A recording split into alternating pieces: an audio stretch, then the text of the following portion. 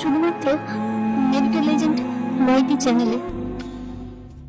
রাত 9টায় আসবে গল্পের ধারা, রহস্য, প্রেম আর হাসির খেলা সারা। এই গল্পটি সম্পূর্ণভাবে প্রাপ্তবয়স্কদের গল্প। গল্পটা প্রথম থেকে শেষ অবধি শুনুন। পুরোটা ভালো লাগলে লাইক, শেয়ার আর সাবস্ক্রাইব করে দেবেন। আজকের নিবেদন প্লাটান নদীর ধারে, রবি ওকাম্পোর প্রণয় কথা, রচনায় রঞ্জন বন্দ্যোপাধ্যায়। আজ প্রথম পর্ব, আলোর প্রথম ছায়া। গল্প পাঠে সুপর্ণা মিশ্র, ভিক্টোরিয়া, সুপর্ণা মিশ্র, এস্ত্রাডা, দেবপ্রতিম চক্রবর্তী। শুরু হচ্ছে প্রথম পর্ব, আলোর প্রথম ছায়া। ভাষা যার জানা ছিল না কো, আখি যার কয়েছিল কথা, জানায় রাখিব চিরদিন সকরুণ তাহারই বার্তা।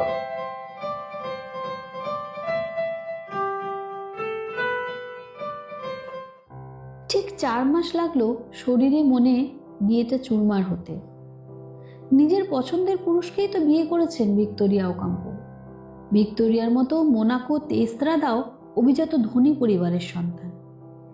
খেটে খাওয়া আর্জেন্টিনায় দুটি পরিবারেই বুর্জোয়া বলে বেশ বদনাম, নিন্দা। বাড়ির বারান্দা থেকে ভিক্টোরিয়া প্রথম দেখলেন মোনাকো এস্ত্রাদাকে। অভিজাত যুবকটিকে ভালো লেগে গেল। ফুটপাত থেকে উপরের দিকে তাকাতেই বারান্দায় ভিক্টোরিয়ার সঙ্গে দৃষ্টি বিনিময় হলো এস্ত্রাদার। 1912 সাল, আর্জেন্টিনায় তখনও ঘোর পুরুষ শাসন। বুয়েনোস আইরেস উঠতি শহর বটে, সবে পাপড়ি খুলছে, কিন্তু সেই আধুনিকতা ভিতর থেকে ফুটে ওঠা নয়। সেকেলে কুণ্ঠা, ভয়, সংস্কার ঢেকে রেখেছে বুয়েনোস আইরেসের সমাজকে। ছেলে মেয়েদের মুক্ত মেলামেশার কোনো উপায় নেই এই আধুনিক শহরে।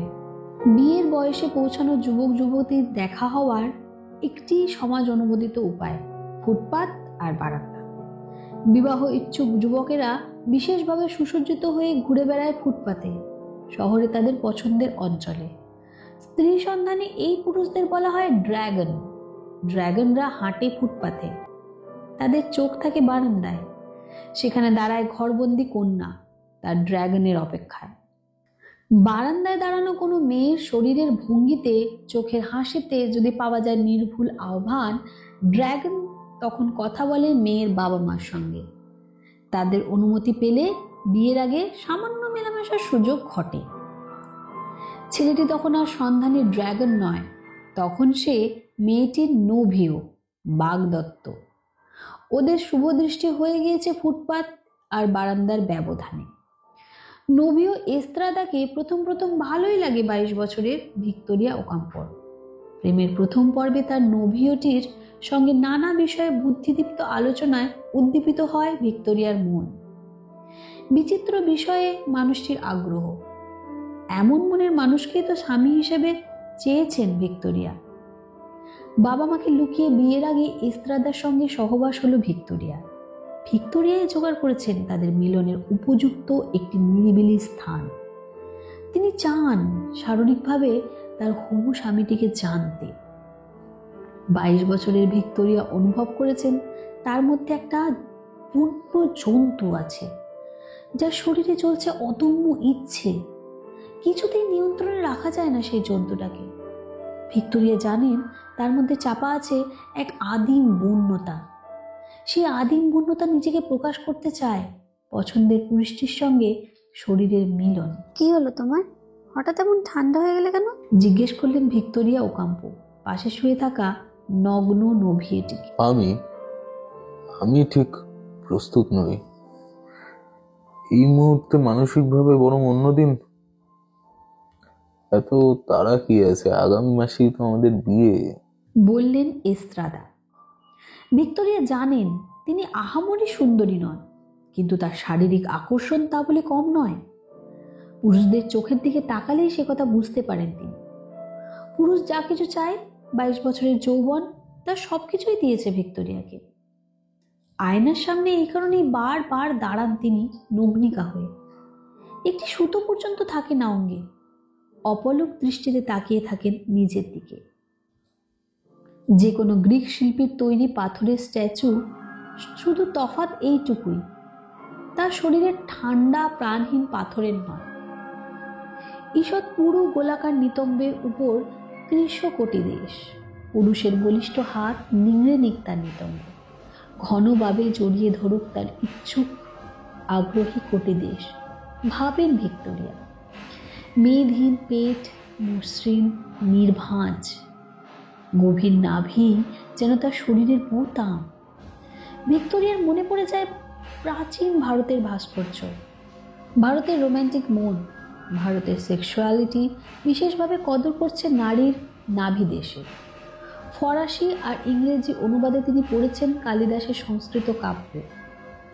কালিদাসের কাব্যে নারীর ঘন নাভি, গুরু নিতম্ব, ক্ষীণ কোটিদেশ আর সুউচ্চ স্তনচূড়ার কত অপরূপ বর্ণনা। ইউরোপের সাহিত্যে নারীদেহের এই উৎসব নেই, কতবার ভেবেছেন ভিক্টোরিয়া। ভারতীয় নারী নাভির মাধুর্য দেখাতে লজ্জা পায় না, অথচ ইউরোপের মেয়েদের নাভি আর তলপেট আর মুক্তকোটি নিয়ে কি কুণ্ঠা। এক অদ্ভুত ভাবনা মাঝে মাঝে হানা দেয় ভিক্টোরিয়ার মনে। তিনি যেন গিয়েছেন ভারতে, কিংবা ভারতের কোনো পুরুষ যেন এসেছেন তার দেশে। ভারতের প্রাচীন ঋষিদের মতো, শিল্পীদের মতো এই পুরুষ ক্রমশ ঘনিষ্ঠ হচ্ছে পুরুষটির সঙ্গে তার সম্পর্ক।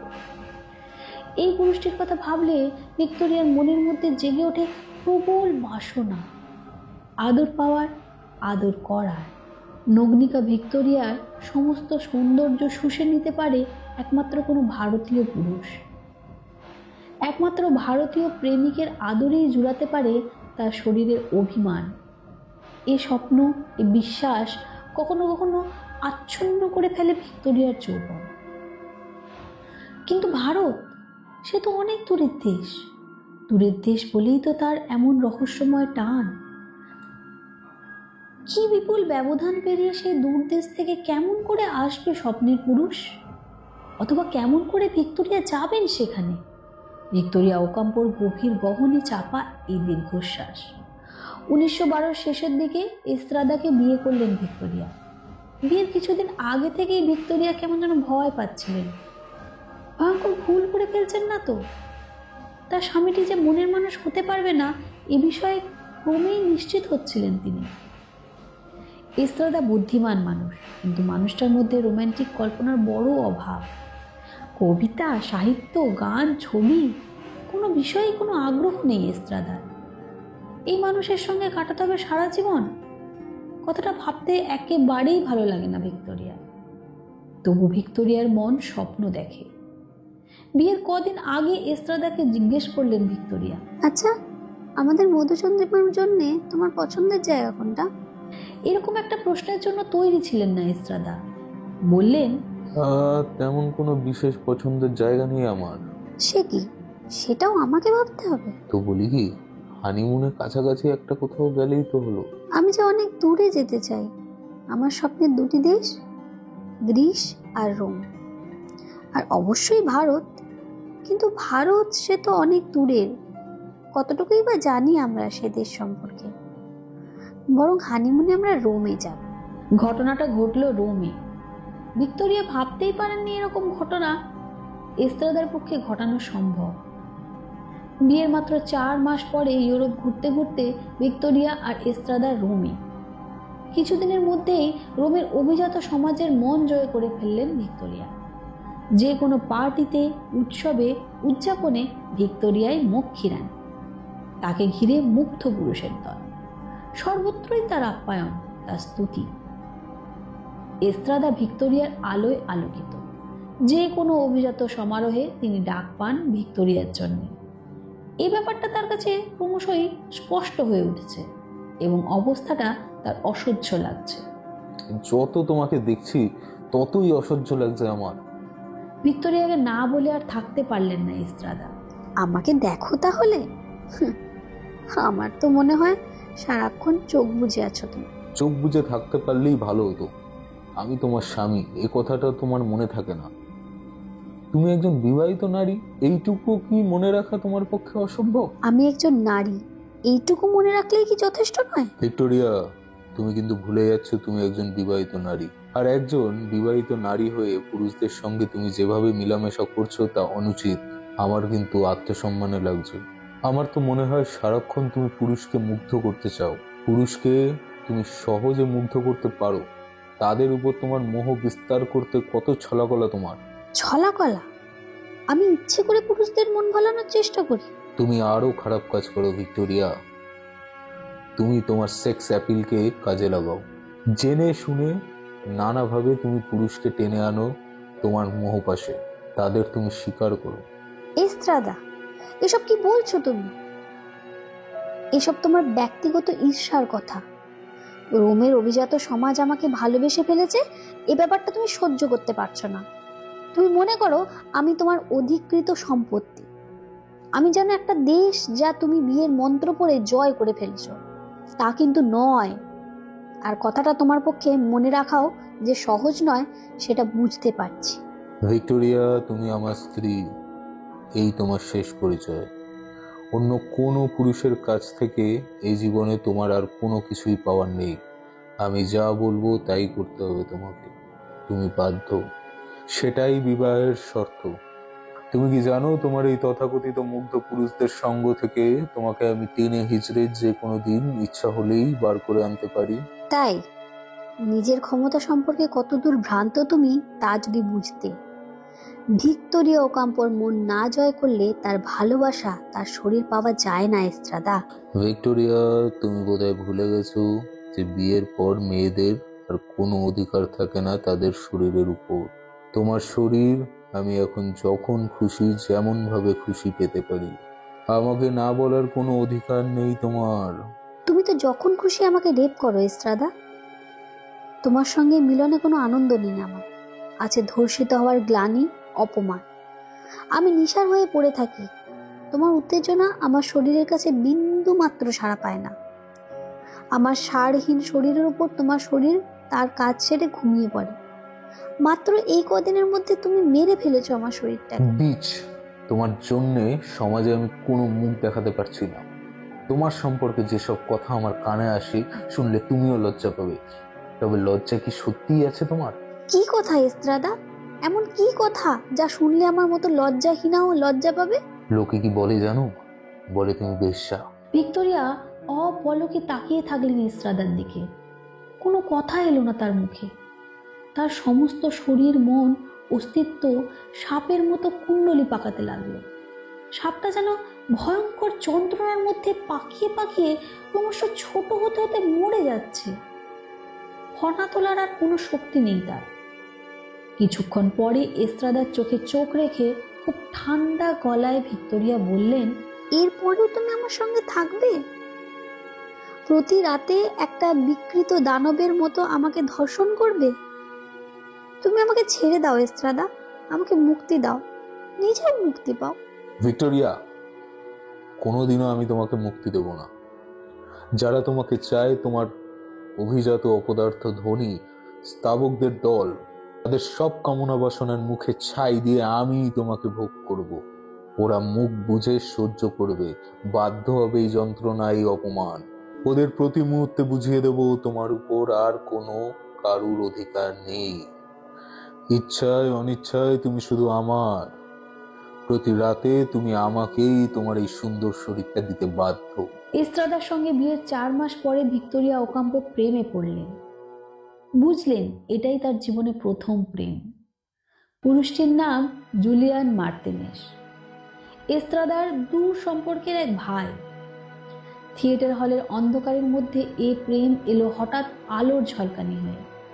প্যারিসের থিয়েটার মঞ্চে চলছে নৃত্যনাট্য। ভিক্টোরিয়ার এক পাশে স্বামী এস্ত্রাদা, অন্য পাশে দেওর মার্তিনেস। মার্তিনেসের সান্নিধ্য এই নিয়ে দ্বিতীয়বার। তাদের প্রথম আলাপ রোমের পথে হাঁটতে হাঁটতে এক আশ্চর্য সুন্দর বিকেলবেলায়। মার্তিনেস যে ধনী পরিবারের নষ্ট পুরুষ সে কথা শুনেছেন ভিক্টোরিয়া। প্লেবয় বলতে যা কিছু বোঝায় মার্তিনেস তাই। মেয়েরা সহজেই প্রেমে পড়ে এই পুরুষটি। মেয়েদের কাছে প্রেম নিবেদনের তিনি শিল্পী।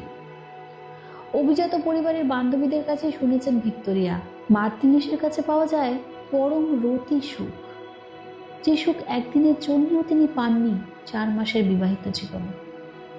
কি শারীরিক কি মানসিক, তার বিয়েটা যে এক ভয়ঙ্কর বিপর্যয়, একথা বুঝতে বাকি নেই ভিক্টোরিয়ার। অথচ এ বিয়ে থেকে মুক্তিরও কোনো উপায় নেই, মৃত্যু ছাড়া। গোড়া ক্যাথলিক বিশ্বাসে চলে আর্জেন্টিনার সমাজ। এ সমাজে বিবাহ বিচ্ছেদ নিষিদ্ধ, ভাঙা বিয়েকে আজীবন টেনে চলতে নারী বাধ্য। ক্রমাগত যন্ত্রণা পেতে পেতে সে অসাড় হয়ে যায়। বিবাহিত জীবনের আনন্দ, যৌন সুখ এসব থেকে সে চিরনির্বাসিত। তার মন আর শরীর উপোস করে মরে পুরুষ শাসন আর শোষণের আড়ালে। বিবাহে অসুখী পুরুষের অবস্থার সঙ্গে নারীর অবস্থার কোনো তুলনাই চলে না। পুরুষের আছে নিজস্ব বিচরণ ক্ষেত্র, তার সুখ আর আনন্দের অঢেল উপাদান।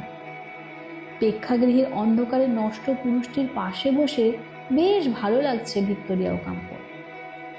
এক পাশে স্বামী এস্ত্রাদা, অন্য পাশে প্লেবয় দেওর মার্তিনেস। দুই মেরুর দুই পুরুষ, একজন শীতল সন্দেহপ্রবণ কর্কশ, আর অন্যজন মধুর রোম্যান্টিক শারীরিক আকর্ষণের ধন্যবাদ। মার্তিনেসের দিক থেকে আরো ঘেঁষে ঘন হয়ে বসলেন ভিক্টোরিয়া। মার্তিনেসের বাহু স্পর্শ করল তার পাও। মার্তিনেস সাড়া দিলেন আরো একটু এগিয়ে এসে। প্রেক্ষাগৃহে নিশ্ছিদ্র আধার, এস্ত্রাদার চোখ মঞ্চে। তার পক্ষে কি ঠাউর করা সম্ভব নয় পাশের আসনে কি ঘটতে চলছে এবার? মার্তিনেসের হাতে হাত রাখলেন ভিক্টোরিয়া। মার্তিনেস আঙুলে আঙুল জড়ালেন। ভিক্টোরিয়ার ডাকে সাড়া দিতে একটু দেরি করেন না তিনি। ভিক্টোরিয়ার আঙুল কথা বলে মার্তিনেসের আঙুলের সঙ্গে। কতভাবে মধুর আদান প্রদান আঙুলে আঙুলে। কি মসৃণ আর নরম মার্তিনেসের লম্বা লম্বা আঙুল। এমন আঙুল তো শিল্পীর হয়, যে আঙুল ছবি আঁকে, যে আঙুল পিয়ানো বাজায়, যে আঙুল লেখে, আর যে আঙুল আদর করে। মার্তিনেস নাকি আদরকে নিয়ে গেছেন শিল্পের পর্যায়ে। তার আঙুলের স্পর্শে ভাঙে শরীরের ঘুম, মরে যায় অনেক দিনের জমা ছাই, বেরিয়ে আসে আগুন। শুনেছেন ভিক্টোরিয়া এক অভিনেত্রীর মুখে, শুনেছেন মধ্যবয়সের এক গায়িকার মুখেও, শুনেছেন ধনী পরিবারের এক বিধবার মুখে। মার্তিনেস সম্পর্কে আরও এক রটনা কানে এসেছে ভিক্টোরিয়া। মার্তিনেসের বয়স তখন আরও কম। তার শরীরের টানে জড়িয়ে পড়ে এক মধ্যবয়সিনী। সেই মহিলার জীবনের সবচেয়ে বড় পাওয়া মার্তিনেসের সঙ্গে সম্পর্কজাত একটি জারজ পুত্র সন্তান।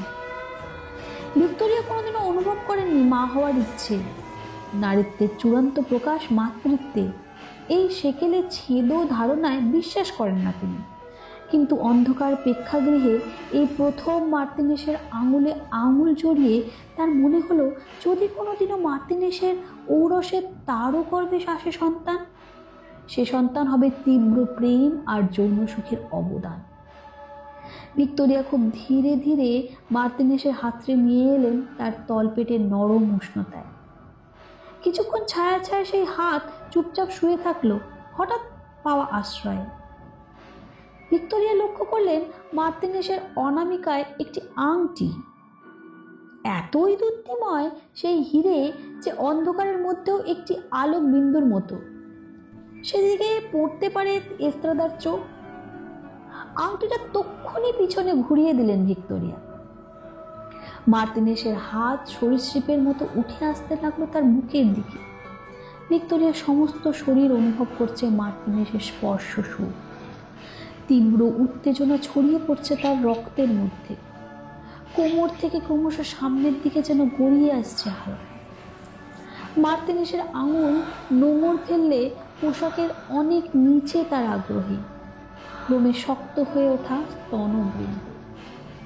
মার্তিনেসের নখের ডগায় বারবার মৃদু আঘাত করতে লাগলো সেখানে। প্রতিটি আঘাতে শিউরে ওঠে ভিক্টোরিয়ার সমস্ত শরীর। ঈশ্বরে বিশ্বাস করেন না ভিক্টোরিয়া। ঈশ্বর যদি থাকেন তাহলে তো তার বিচারে এই সুখ অন্যায়, এই উপভোগ পাপ। কেন শরীর সৃষ্টি করলেন ঈশ্বর, যদি সেই শরীরকে সুখ দেওয়াটা অন্যায় হয়? বিবাহ নির্ধারিত পথে কি সুখ পেতে হবে শরীরের সুখ?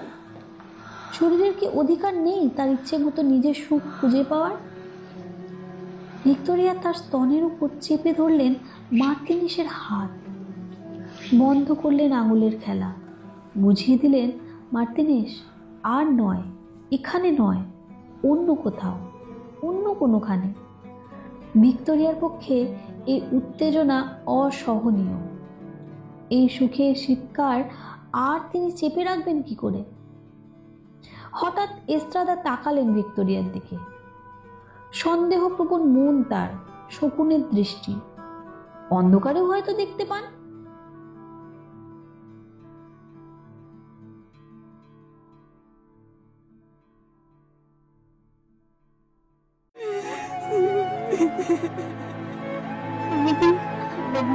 শুধুমাত্র মেডিকেল এজেন্ট নয়টি চ্যানেলে।